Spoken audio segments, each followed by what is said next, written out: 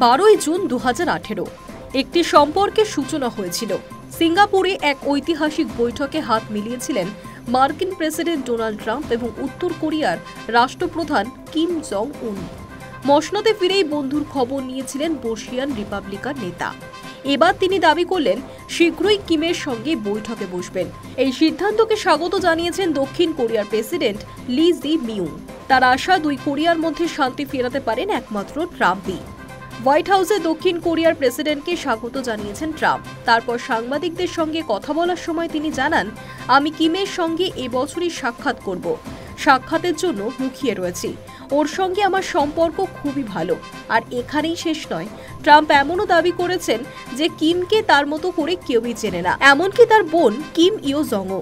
পরে দক্ষিণ কোরিয়ার প্রেসিডেন্ট ট্রাম্পের এই বক্তব্যকে সমর্থন করেন। তাকে বলতে শোনা যায়, আমার আশা কোরিয়ার শান্তি ফেরাতে পারবেন আপনি কিম জং উনের সঙ্গে দেখা করুন এবং ট্রাম্প ওয়ার্ল্ড করে তুলুন, যেন উত্তর কোরিয়ার লোক সেখানে গলফ খেলতে পারে।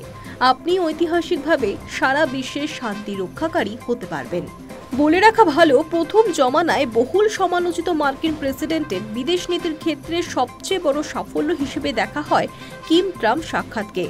সেই বৈঠকে পারস্পরিক সহযোগিতার বার্তা দিয়েছেন দুই রাষ্ট্রপ্রধানই। দুই দেশের প্রধানের মধ্যেই একাধিক বিষয় নিয়ে আলোচনা হয়, তবে তার মধ্যে প্রধান ছিল পারমাণবিক শক্তি। বৈঠক শেষে কিম পরমাণু পরীক্ষা বন্ধ করা নিয়ে আলোচনায় রাজিও হন। যদিও সব মিলিয়ে 2021 সাল পর্যন্ত হওয়া 3টি বৈঠকের পরও দুই দেশের সম্পর্কের ক্ষেত্রে কোনো স্থায়ী পরিবর্তন দেখা যায়নি।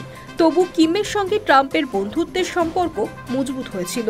সেই বন্ধুত্ব কি কোনো নতুন মোড় নেবে? শান্তি ফেরাবে দুই যুযুধান দেশে? প্রশ্নগুলো সহজে মনে হতে পারে, কিন্তু উত্তর এখনো জানা নেই কারুর।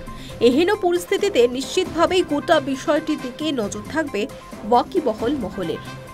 High News network.